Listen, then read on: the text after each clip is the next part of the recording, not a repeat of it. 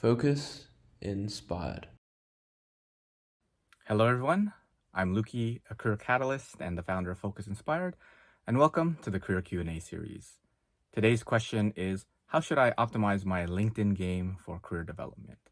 So I break it down into three parts. The first part is your profile. The second part is to connect with people and reconnect with people. And then the third part is to engage and be active.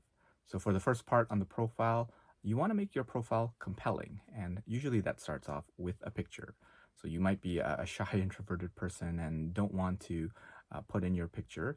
But I usually use the example of buying something without knowing what it looks like. So imagine you're in the market for a new phone, the latest iPhone or Samsung Android or whatever it is, and you take a look at the latest specs and they're perfect. The price point is perfect. The camera is amazing. The speed and the efficiency and everything that it gives you is perfect, but you don't know what it looks like. You don't have a picture of it. Would you actually buy the phone? Now, a lot of people would say, well, a phone's a phone, and most of them look pretty much the same, but do you really care? So it's a bit of a psychological thing that a human's a human, a person's a person, and it shouldn't really matter, but you kind of wonder, why don't they have a picture and everything that goes along with that? So make sure you have a professional picture. It doesn't have to be taken by a professional, but at least it looks professional. Try to dress up in the type of clothes that you feel you'd be wearing when you work, and try to make yourself look presentable, groom yourself, and all that sort of stuff. Then you want to make sure that your headline works. So the headline or the tagline, whatever you want to call it, is that little statement underneath your picture.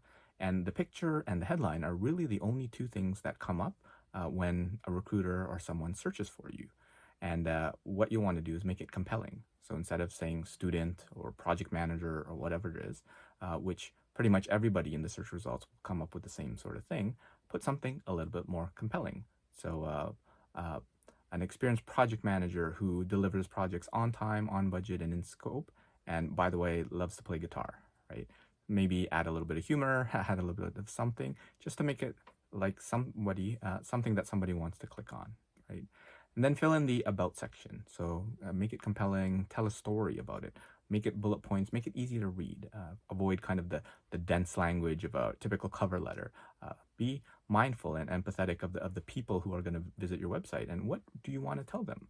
So if someone went up to you at a networking event and wanted to ask, well, tell me about yourself, what would it be in a couple of lines, in a couple of paragraphs there? So making sure that your about section is complete. And then the experience part, making sure that all the relevant experience that you have that appear on job postings allow you to actually appear on search results. So if you want a recruiter to find you for project management or Excel or for financial modeling or whatever, make sure those words appear on your experience section or in the about section.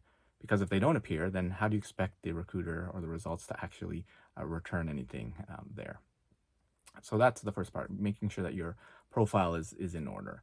And then the second part is to actually connect and reconnect with people.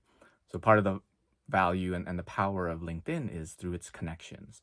So finding people in the industry, in the jobs, in the companies that you want to be joining and connecting with them. Build meaningful connections and be curious, interested, and add value to them.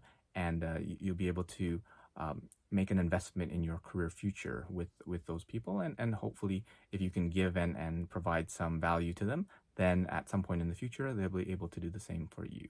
And you also want to reconnect with folks, so the people you haven't spoken to in 4 months, in 6 months, in 12 months, whatever it is, reconnect with those people and engage, because connections only become meaningful over time. And then the third thing is to engage and be active. So with LinkedIn, they have a feature called your feed, which gives you news and articles and information that's relevant for you. So the ones that are interesting to you, start liking them, start commenting on them, and make a meaningful comment, not just thumbs up or 100% or whatever it is. Actually put something, take a moment to read it, and either echo what is said there, or I really like what you said about this, or make a comment and say, I like what you said about that. What do you think about so and so? And provide a perspective. Sometimes asking questions is a lot easier than making statements, because you don't want to be kind of contested as the expert in it. So asking a question on what they think about it might be a better approach to that. And if you're so compelled to, start posting, either through individual posts or creating articles or whatever, and then start building your brand and start being known in the LinkedIn world.